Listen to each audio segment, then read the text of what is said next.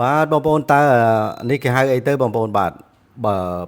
សម័យបុរាណគេហៅត្បាល់ហើយបងប្អូនបាទត្បាល់កិនតែបាទត្បាល់កិនតែត្បាល់កិនតែនេះគេធ្វើអំពីឈើបងប្អូនបាទអានេះមានអាយុកាលរាប់រយឆ្នាំហើយបងប្អូនបាទរាប់រយឆ្នាំហើយបាទឥឡូវនេះគេធ្វើទៅជាម៉ាស៊ីនអស់ហើយម៉ាស៊ីនគេហៅ rolling machine បងប្អូន rolling បានន័យថាកិនឬក៏យើងអាចបកប្រែមកថាលុញអីចឹងទៅបាទកិនវាមិនខុសពីម៉ាស៊ីនកិនស្រូវយើងទេបងប្អូនបាទពីដើមឡើយនេះយើងប្រើបុកដៃទេបាទហើយបន្ទាប់មកក៏មានគេហៅថាត្បាល់កិនឬក៏មានគ្រឿងជន់ណាបងប្អូនបាទជន់គ្រុកក្រាក់ហ្នឹងទៅទំមុំតបានកយកមកញ៉ាំបងប្អូនបាទចំណាយពេលមួយថ្ងៃពីរថ្ងៃបានកយកមកញ៉ាំមិនដូចឥឡូវកិនតែមួយឆាច់បានទេបងប្អូនបាទហើយតែហ្នឹងក៏អញ្ចឹងដែរពីមុនហ្នឹងគឺធ្វើដោយដៃឥឡូវនេះគឺភាគច្រើនដោយម៉ាស៊ីនបងប្អូនបាទដោយម៉ាស៊ីនសម័យទំនើបបាទហើយការធ្វើហ្នឹងគឺភាគច្រើនគេធ្វើតែអ៊ូឡុងឬក៏តែបៃតងមួយចំនួនបងប្អូនបាទហើយតែបៃតងមួយចំនួនផ្សេងទៀតនោះក៏គេអត់ប្រើម៉ាស៊ីននឹងដែរអញ្ចឹងការផលិតតែនេះគឺខុសគ្នាបងប្អូនបាទមិនមែនថាឲ្យតែផលិតដូចគ្នាទេតែមានច្រើនប្រភេទហ្នឹងគឺថាផលិតខុសគ្នាដែរបងប្អូនតែខ្លះដូចជាតែសអីជាដើមគ្រាន់តែបេះយកមកហាលគឺបានទៅហើយគេហៅថាតែសបងប្អូនបាទហើយតែបៃតងមួយចំនួនគ្រាន់តែបេះយកមកសំដិលបងប្អូនសំដិលដូចនៅក្នុងរូបភាពនេះហើយយកមកលីងដោយម៉ាស៊ីនហ្នឹងជាការស្រេចដែរបាទហើយតែខ្លះទៀតមានដំណាក់កាលរបស់វាច្រើនទៀតដូចជាតែភួរតែអីហ្នឹងបងប្អូនគេត្រូវការផ្អាប់ត្រូវការអីទៀតបាទអញ្ចឹងការផលិតគឺខុសគ្នាបងប្អូនគ្រាន់តែថាឥឡូវហ្នឹងគឺវាទៅជាម៉ាស៊ីនអភិវឌ្ឍអស់ហើយបងប្អូនអភិវឌ្ឍហើយការផលិតបានច្រើនបងប្អូនបាទ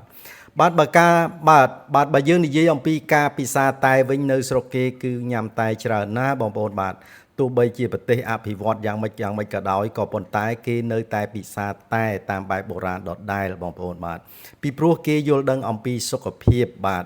សូម្បីតែយុវជនបានន័យថាក្មេងៗហ្នឹងបងប្អូនបាទក៏ពិសាតែដែរបាទក៏ញ៉ាំតែដែរខ្ញុំបានចូលទៅភោជនីយដ្ឋានមួយខ្ញុំ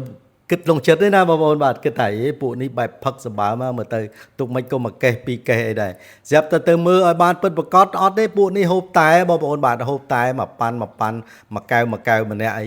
អស្ចារ្យមែនបាទហើយសំបីតែកម្មករនៅក្នុងរោងចក្រនៅក្នុងសិប្បកម្មមួយចំនួនហ្នឹងក៏មានតែមួយកំប៉ុងម្នាក់ដែរបងប្អូនបាទហើយអ្នកដើរតាមផ្លូវហ្នឹងក៏យួរតែមួយកែវមិនមែនមួយកែវទេមួយកំប៉ុងម្នាក់ដែរអ្នកដើរតាមផ្លូវបងប្អូនបាទគឺមានកំប៉ុងគេយ៉ាងទៅអញ្ចឹងបានន័យថាស្រុកគេនឹងគឺគេគិតពីសុខភាពខ្លាំងមែនតែនបងប្អូនបាទបើយើងមើលមួយជ្រុងនឹងឃើញតែពួកនេះផឹកអីសម្បើមតែតាមការពិតគឺភាគច្រើនមែនតែនគឺគេគិតពីសុខភាពបងប្អូនបាទអញ្ចឹងខ្ញុំគ្រាន់តែរំលឹកបងប្អូនប៉ុណ្្នឹងទេបងប្អូនបាទគឺថាការសុខភាពនឹងគឺល្អណាស់ពាក្យចិនមួយគេថាអញ្ចេះគេថាអ្នកមិនអាចទិញសុខភាពឬក៏ទិញសុភមង្គលបានទេបាទប៉ុន្តែអ្នកអាចទិញតែយកទៅញ៉ាំបានពីព្រោះថាតែហើយនឹងសុខភាពសុភមង្គលនឹងវាមានតម្លៃដូចគ្នាបានន័យថាវាមានន័យដូចគ្នាបងប្អូនបាទតែនឹងមានន័យថាសុខភាពមានន័យថាសុភមង្គលអញ្ចឹងណាបងប្អូនបាទអញ្ចឹងហើយបានគេញ៉ាំតែបងប្អូនបាទគ្រាន់តែរំលឹកបងប្អូនប៉ុណ្នេះទេពីហាងតែលីនបំណងល្អពីហាងតែលីននៅជ្រោយយ៉ាវ៉ាខ្ញុំបានទៅដល់ហាងតែផ្ទាល់នៅប្រទេសចិនក៏ដូចជាទៅចំការតែទៅស្រាវជ្រាវរកតែដែលមានគុណភាពល្អបងប្អូនបាទតែគុណភាពល្អគឺទៅដល់ឫសគល់ទៅយកតែល្បីដែលនិយាយរួមគឺតែគុណភាពដែលអាចជឿទុកចិត្តបានយកមកញ៉ាំបងប្អូនបាទខ្ញុំក៏ជាអ្នកញ៉ាំតែដែរអញ្ចឹងត្រូវតែរើសតែគុណភាពល្អយកមកលក់ចែកជូនបងប្អូនមិនមែនចេះតែយកមកឲ្យតែហៅថាតែនោះទេបងប្អូនបាទអញ្ចឹងកុំភ្លេចបងប្អូនអញ្ជើញមកភ្លក់តែនៅហាងតែលីនជ្រោយយ៉ាវ៉ានេះបងប្អូនបាទបងប្អូនការអញ្ជើញមកភ្លក់នេះគឺថាខ្ញុំស្វាគមន៍បងប្អូនជានិច្ចបាទគឺសំខាន់បងប្អូនដាត់មុនផងបាទដាត់មុនផងបងប្អូនចង់ជំរាបជូនបងប្អូនចេះបន្តិច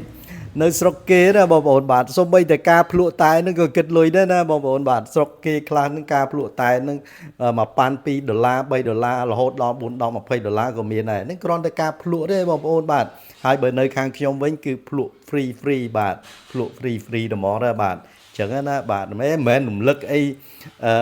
អីទេបងប្អូនមិនមែនថាអីលើកអីឲ្យគេភ្លក់អីចាំបាច់មកនិយាយអីអត់ទេគ្រាន់តែជម្រាបជូនបងប្អូនឲ្យដឹងថាការភ្លក់នឹងវាមិនមែនអត់ប្រយោជន៍ទេបាទគឺវាមានតម្លៃរបស់វាដែរក៏ប៉ុន្តែខ្ញុំបេះដូងធំបាទបេះដូងធំគឺថាទទួលស្វាគមន៍បងប្អូនគ្រប់ពេលវេលាសំខាន់